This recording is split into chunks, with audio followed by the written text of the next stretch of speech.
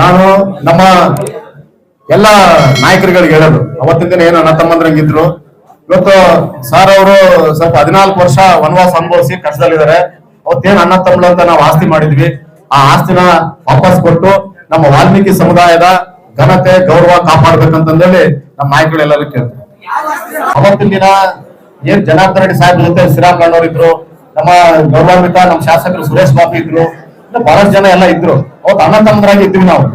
ಅದು ಏನು ಇವತ್ತಿನ ದಿನ ಸಾಹೇಬ್ ಕೇಳೋದೇನಂದ್ರೆ, ನಮ್ಮ ವನವಾಸ ಅನುಭವಿಸಿ ಬಂದಿದ್ವಪ್ಪ, ನಾವು ಸಂಕಷ್ಟದಲ್ಲಿ ಇದ್ವಿ, ನಮ್ಮ ಅಣ್ಣ ತಮ್ಮನಾಗ ಇದ್ದಾಗ ನಾವು ಆಸ್ತಿ ಮಾಡಿದ್ವಿ, ದಯಮಾಡಿ ಕೊಡ್ರಿ ಅಂತ ಹೇಳಿ ಇವತ್ತು ಅವ್ರು ಕೇಳ್ತಾರೆ. ಇಷ್ಟೇ.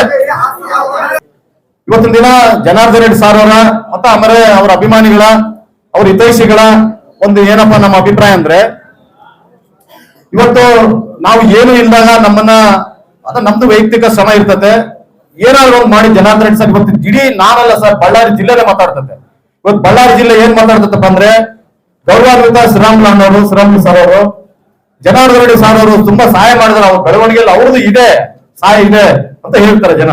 ಇವರಿಬ್ರು ಅಲ್ಲಿ ಒಂದಾಗ್ಬೇಕು ಅಂತ ಹೇಳ್ತಾರೆ ಜನ.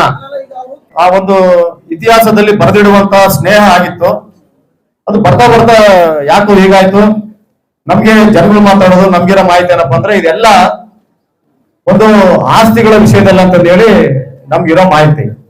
ನಾನು ಇವತ್ತಿನ ದಿನ ನಮಗೆಲ್ಲ ನಮ್ಮ ಸಮುದಾಯಕ್ಕೆ ಆಸ್ತಿ ಅಂತಸ್ತು ಅಧಿಕಾರಗಳು ಬರುವುದಕ್ಕೆ ನಮ್ಮ ಮಾನ್ಯ ಗೌರವಾನ್ವಿತ ಜನಾರ್ದನ್ ರೆಡ್ಡಿ ಸಾರ್ ಅಂತ ಹೇಳಕ್ ನಾನು ಇಷ್ಟಪಡ್ತೀನಿ.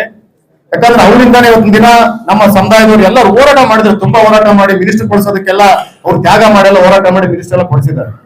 ಇವತ್ತಿನ ದಿನ ಜನಾರ್ದನ್ ರೆಡ್ಡಿ ಸಾರ್ ಜೊತೆ ನಾನು ಹೇಳೋದು, ಇವತ್ತಿನ ದಿನ ನಮ್ಮ ಎಲ್ಲ ಸಮುದಾಯ ನಾಯಕರುಗಳಿಗೆ, ಇವತ್ತು ಅವತ್ತಿನ ದಿನ ಜನಾರ್ದನ್ ರೆಡ್ಡಿ ಸರ್ ಜೊತೆ ನಾವ್ ಹೆಂಗಿದ್ವಿ, ಇವಾಗ್ಲೂ ಹಾಗೆ ಇದ್ರೆಗಿನ ನಮ್ಗೆ ಮತ್ತೆ ಅವ್ರು ಸಾಮ್ರಾಜ್ಯ ಕಟ್ತಾರೆ, ಈ ಪದವಿಗಳು ಸಿಗ್ತವೆ, ಆಸ್ತಿಗಳು ಸಿಗ್ತವೆ, ಎಲ್ಲಾ ಸಿಗ್ತವೆ.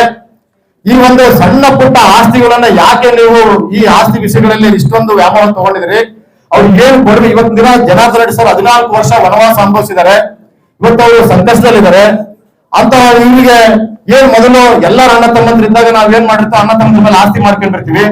ದಯಮಾಡಿ ಅವರ ಆಸ್ತಿಗಳನ್ನ ಅವ್ರಿಗೆ ವಾಪಸ್ ಕೊಟ್ಟು ಅವ್ರಿಗೆ ನೀವು ಒಂದು ಒಂದು ಕೃತಜ್ಞತಾ ಭಾವನೆ ಸಲ್ಲಿಸ್ಬೇಕಂತಂದ್ರೆ ನಾನು ಹೇಳ್ತೀನಿ. ಸರ್ ಇವಾಗ ನಾವು ಇಲ್ಲಿ ಬಳ್ಳಾರಿಯಲ್ಲಿ 4 ಜನ ಅಣ್ಣ ತಮ್ಮನ ಅಂತ ನಾವು ಹಾಕೊಂಡಿದ್ವಿ ಎಲ್ಲರೂ.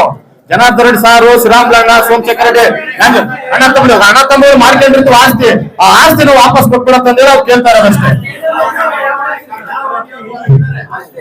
ಸರ್ ಅದನ್ನ ಮುಂದೆ ಮತ್ತೊಂದು ಪತ್ರಿಕಾಗೋಷ್ಠಿ ಆಗ್ಬಾರ್ದಂತ ಬಯಸ್ತೀನಿ.